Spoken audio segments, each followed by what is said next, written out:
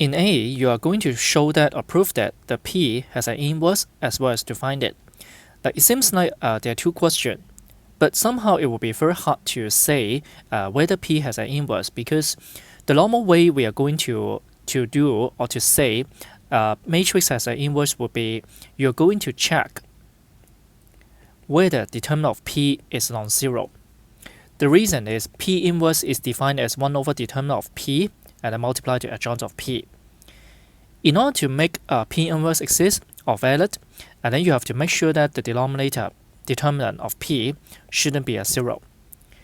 But in this situation, because you've got nothing about the P itself, and then so that's why we can't find the determinant in this way. Which means, so this method, it fails.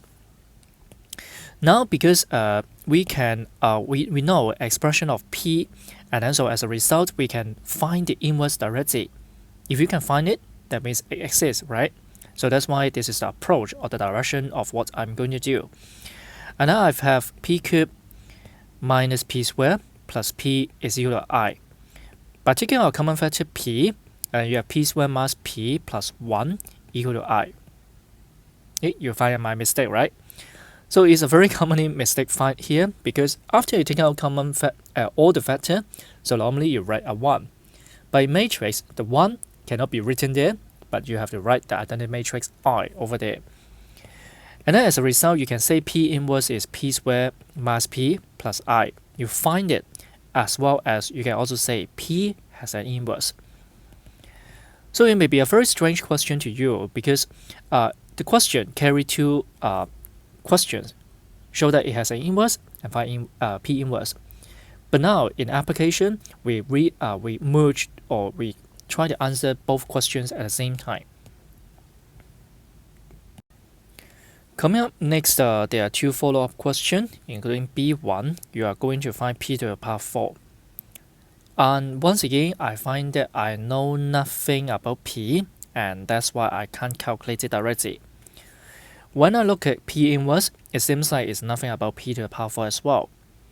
So the only thing I can obtain would be, what if we start from the expression P cubed minus P squared plus P minus I originally? Okay, I find a mistake here. Should be plus P minus I. By multiplying P to the expression, you've got P to the power 4 minus P cubed plus P squared minus P. And that's how I can get the P to the power 4.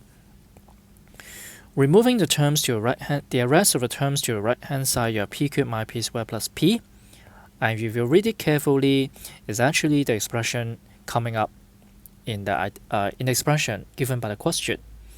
And can you see that is I? If you can, then the question is done, and you have P to the power 4 is I finally. Finally, we come to B2. B2 is full of inverse. The first idea I can pop up in my mind is, what if we change the position of inverse and the power? P cubed P inverse, P squared inverse, P inverse, and minus I. So that means you are going to show it, right? So that means the right hand side should be deleted. But in this situation, I've got trouble because I don't know P cubed nor P squared.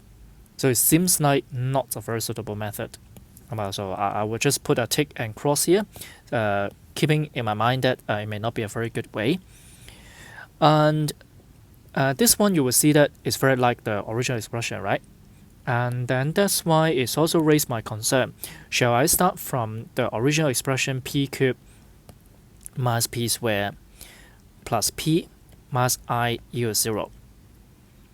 Now, because I can think of multiplying P inverse cube directly to the expression.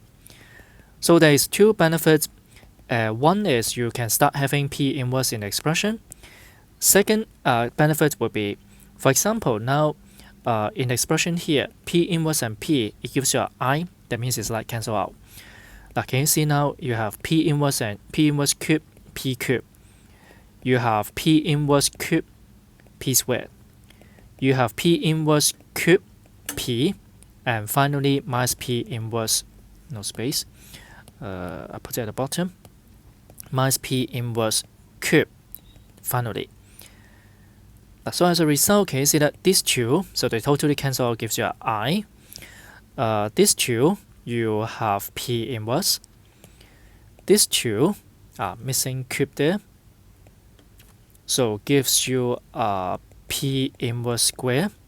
And finally, maybe in green, the last one is minus P inverse cube, equals 0. So if you check the sign of P inverse cube, you will find it's positive. So that's why I multiply minus 1 to all of them, giving you P inverse cube minus P inverse square plus P inverse minus I. So that's all.